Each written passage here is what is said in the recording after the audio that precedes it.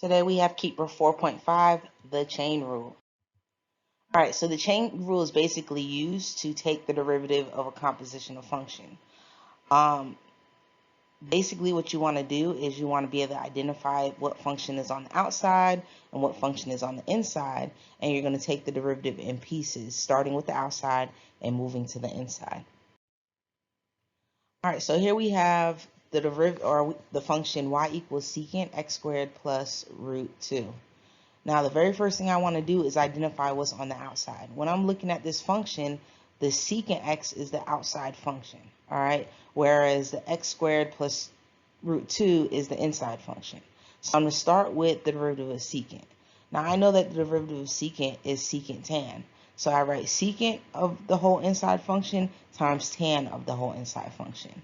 From there, I move to the inside, which is this x squared plus root 2, and I want to take the derivative of that. I know that the derivative of root 2 is 0, but the derivative of x squared is 2x, so I have to multiply it by 2x. All right, now usually you won't leave your answer like this. You kind of make it look a little bit nicer. So I'm going to move the 2x to the front, and I'm going to say y prime equals 2x secant x squared plus root 2 times tan x squared plus root 2. All right, our next example, we have y equals 5 cotan 2 over x. The first thing I want to do is rewrite that 2 over x to be something that I can work with a little bit easier. Now, if you've already memorized what the derivative of a number over x is, you don't necessarily have to rewrite it, but just for the sake of showing my work, I'm going to go ahead and do it. So I have y equals 5 cotan 2x to the negative 1. All right, so now I want to take my derivative. I need to understand that this 5 out here is kind of irrelevant. It's just going to stay with my problem because it's just like a coefficient. So when I ask myself what's the outside function, the outside function is actually this cotan. And so I'm going to start with the derivative of cotan. So I have y prime equals 5, that stays. And then the derivative of cotan is negative cosecant squared. And again, I have to keep the argument there. So negative cosecant squared of 2 times x to the negative 1. From there, I need to identify the inside function, which is 2 to the x, or 2 times x to the negative 1. And so the derivative of that would be negative 2 to the negative 2 times x to the negative 2.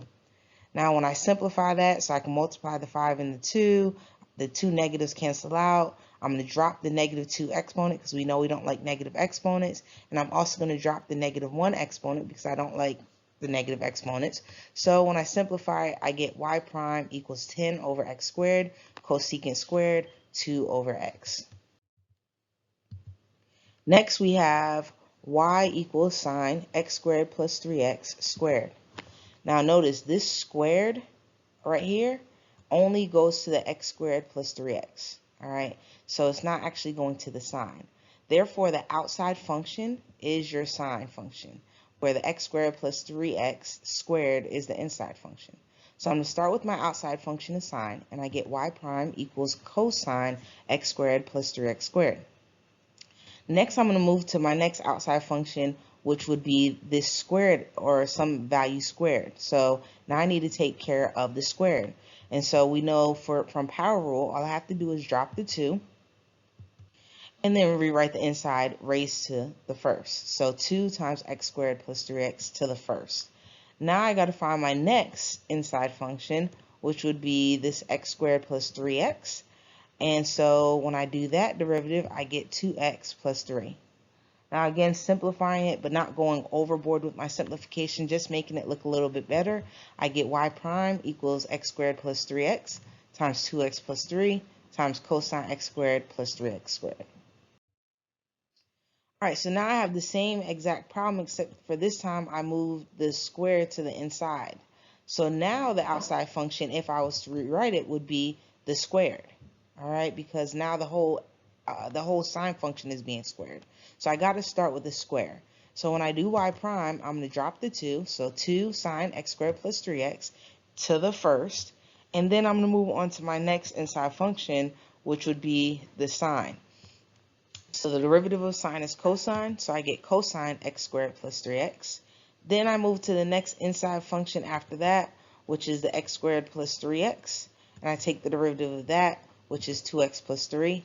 Again, simplifying it to make it a little bit better, I get 2 2x plus 3 sine of x squared plus 3x times cosine x squared plus 3x. All right, my last example, I have the function x cubed minus 4 to the fourth. Again, identifying the outside function would be something raised to the fourth. So I'm going to do my power rule for that, and I get y prime equals drop the 4, x cubed minus 4 to the third. Then again, I identify my inside function, which is x cubed minus 4, and the derivative of that is 3x squared. And when I go to simplify, I would get 12x squared times x cubed minus 4